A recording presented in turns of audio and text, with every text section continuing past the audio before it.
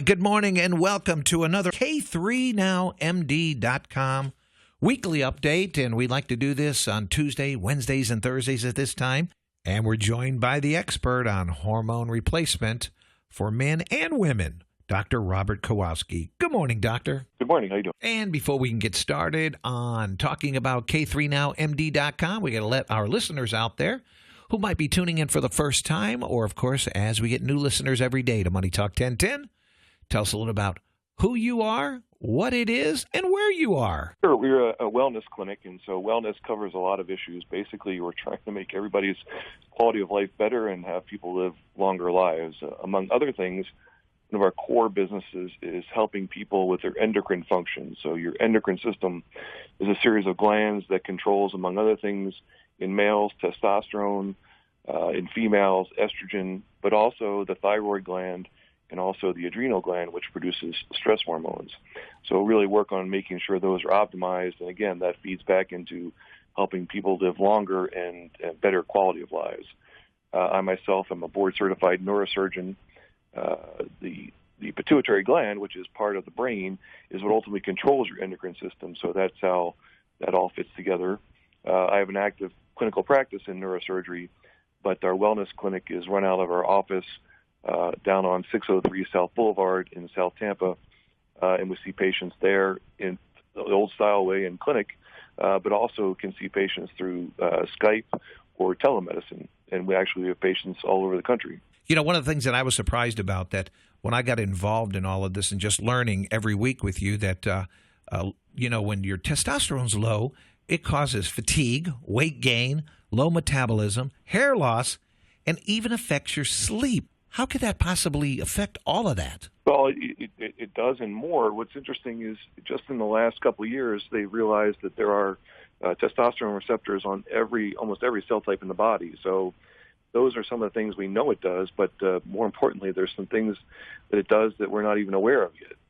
And again, as women have testosterone as well, but in men, our testosterone level drops about 150 points a decade. And again, the fact that it's doing stuff we're not even really sure of makes it even more important to make sure that we are doing the proper things to replace it to appropriate levels. And again, feeding back into longevity and increasing quality of life in doing so. And why? I did a little research and learning from you. It starts dropping at 30 years of age, so you're pretty much safe in your 20s, but at 30, it starts dropping, and then by 50, you could barely have anything left. That's true, but actually, we have even some patients in their 20s.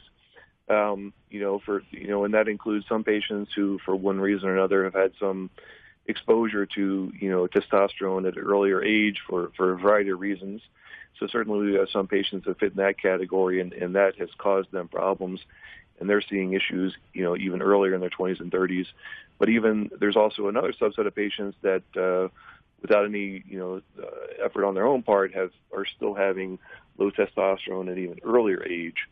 One of the interesting things is, again, when you do testosterone replacement and do it right, and there are a couple ways of doing it right.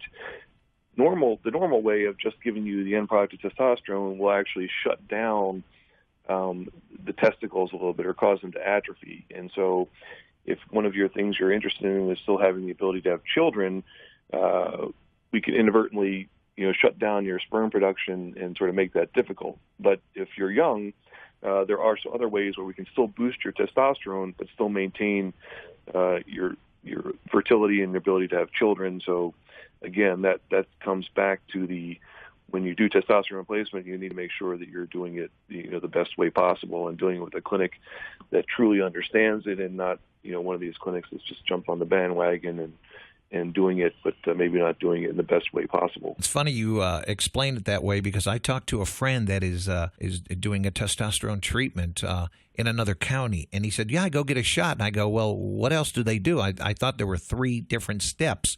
And they said, no, I just get a shot. And I go, I don't think you're getting the complete workup here. So if you could explain the proper treatment that K3NowMD.com does. Sure, you're exactly right. I mean, testosterone is obviously the most important, but that's sort of in the middle. And prior to your testosterone shot, or the way you're going to get it delivered, typically we use HCG. HCG is something that actually pregnant females make.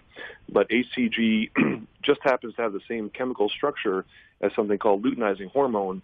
That is the normal signal that your brain sends to the testicles to produce testosterone. So by giving you HCG, it basically keeps the testicles turned on and keeps them from atrophying. And so that's very important in sort of before the testosterone shot. After the testosterone shot, testosterone in your body in males can become aromatized or converted to estrogen. And so, again, as males, we need estrogen just like women also need testosterone, but that estrogen level has to be managed. And so if your estrogen level were to climb too high, it can actually have some of the counter effects to testosterone. And you could even have a normal testosterone level, but if your estrogen level is too high in a male, it will still cause you to be estrogen dominant and still have all the symptoms of low testosterone.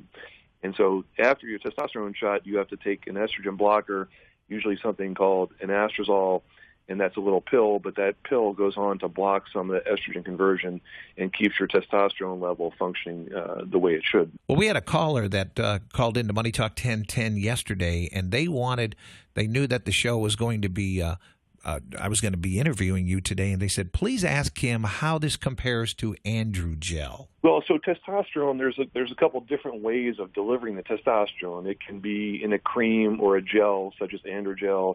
It can be done by injection, and there's also, some pellet forms where you can actually have pellets injected into the subcutaneous tissue. And each of those, as many things in medicine, sort of have pluses and minuses. The issue with the androgel or the creams, it's sort of easy because you just apply it. Now, you have to apply it on a daily basis. The downside of the androgels or the other creams is that in a male, it typically is only going to boost your testosterone maybe 100 or 200 points. And so if we take, your sort of our target total testosterone to be around 900, if your level is 300 or 400, you're not going to get there with the gels or creams. More importantly, too, one of the downsides of the gels or creams as well is that they have a high conversion to something called dihydrotestosterone or DHT, and that is sort of a bad form of a byproduct of testosterone. And in males, that can accelerate male pattern baldness. So that's a pretty big side effect that most men are trying to avoid. With the pellets are nice because they get placed in with a small procedure and they stay in for 3 months, so it's sort of convenient. The downside of the pellets is you can have some, the variable sort of deliverage of the testosterone level, and so over time as the pellets degrade, towards the end of your 3 months, your levels can start to become suboptimal. So, you're going to have the greatest control of your level by something that's actually dosed more frequently, and so the majority of our patients, the bulk of our patients, are on testosterone injections, and that's typically an injection once a week. And a lot of times our patients can be taught how to do it and able to do that in the convenience of their own home. Some patients are able, do and want to come into the clinic, and we can give them a shot there. But about 98% of our patients are willing to and want to do it in the comfort of their own home, but typically done once a week. And we find that gives you the sort of the smoothest level. And again, if you need a couple hundred points of testosterone to get you to that ideal level, really the injection is the only way you're going to be able to do that. Well, we just have a couple minutes left. Matter of fact, about a minute left. And if you just tuned in, you've been listening to Dr. Robert Kowalski from K3NowMD.com. And if we can wrap it up, you can tell us where we can find you. And you are right here in the Tampa Bay area, correct? Correct. Our clinic is at 603 South Boulevard. Our website is www.K3NowMD.com. And again, going to our website can get you tied into us digitally. And again, as I said, we often see patients, via Skype or FaceTime, and that can be throughout the state of Florida and actually throughout the country. And we have some people that find us online throughout the world and order some of our products. B12, for instance, we have a lot of customers who will get their B12 from us from all over the world. Whatever way is convenient for you to meet us, we'll meet you and get you feeling better. Dr. Robert Kowalski, it's always very enjoyable talking to you and learning about hormone replacement and how to balance it right. And we'll have another update on Money Talk 1010. Thanks, Doctor, for speaking with us. My pleasure.